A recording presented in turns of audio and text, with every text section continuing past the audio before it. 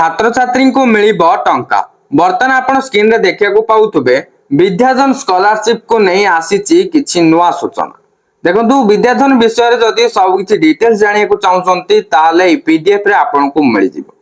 छात्रवृत्ति प्रोग्राम आपण एठी पूरा डिटेल्स देखिया को पाई जिबे। एठे आपण देखंतु ओडिशा प्लस 2 प्रोग्राम फॉर 2024 लेखा जाईची। चलित वर्ष जेउ छात्र छात्री माने दशम श्रेणी पास करिबा परे प्लस 2 रे एडमिशन करेबे सेही मानक पई ए स्कॉलरशिप प्लस 2 फर्स्ट ईयर पई 10000 दिया जिवो एवं प्लस 2 सेकंड ईयर पई 10000 दिया जिवो। यदि आपनकर पाठ पढ़ा जारी रखिबे एवं आगो को ग्रेजुएशन करिवे ताहाले आपनको 15000 रु 75000 पर्यंत स्कॉलरशिप दिया जिवो। की आवेदन करि परिबे देखंतु एटी पूरा डिटेल्स आपनकर मेंशन हेई सारी छी। आपण चाहे रीड भी करि परिबे। गोटे कथा मन रखंतु आपनको ऑनलाइन रे अप्लाई करिया को पड़िबो तापरे फ्री ऑफ कॉस्ट माने कोनोसी प्रकार अप्लाई पे बोली आपनको टंका लागिबो नाही।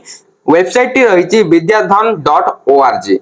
जेउ छात्र छात्री मानकर परिवार रो वार्षिक आय 2 लाख टंका रु कम अटे एवं जे माने 2024 रे समान का दशम बा एचएससी परीक्षा समाप्त करिसंती एवं ओडिसा रे रहउतबा किबा अध्ययन करूतबा छात्र छात्री माने ए छात्रवृत्ति आवेदन करने को योग्य अटंती। आउ मते कहै जे दशम श्रेणी बा एचएससी परीक्षा रे 80% किबा 80% रु अधिक जति रखिथिबे ताले स्कॉलरशिप को अप्लाई करि परिबे। आउ जदि भिन्नक्षम छात्र छात्री हेतिबा ताले समान पे कट मार्क टे होची 65% माने 65% मार्क रखिथिले मध्य आवेदन करि परिबे। चयन प्रक्रिया एठारे मध्य लेखा जायछि आपण डिटेल्स रीड करि परिबे।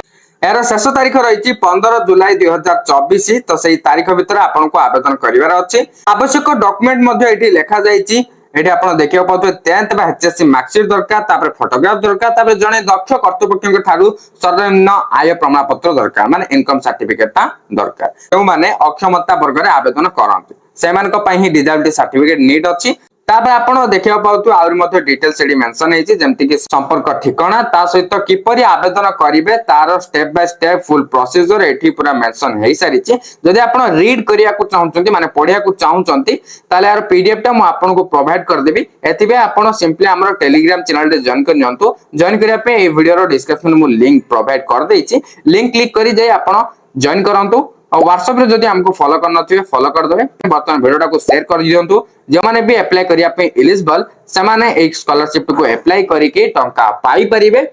जदि आपन को ए विद्याधन स्कॉलरशिप को नै किछि डाउट होउचे एवं से डाउट आपन को क्लियर करिया पे चाहुचंती ताले एडी आपन देखिया पाउथबे फॉर इंक्वायरीज vidyadan.odisha@sdfoundationindia.com रे आपन मेल करिके डिटेल्स बुझी परिबे। ता सहित एडी विद्याधन हेल्प डेस्क नंबर मध्ये दिया जायछि 9663517131।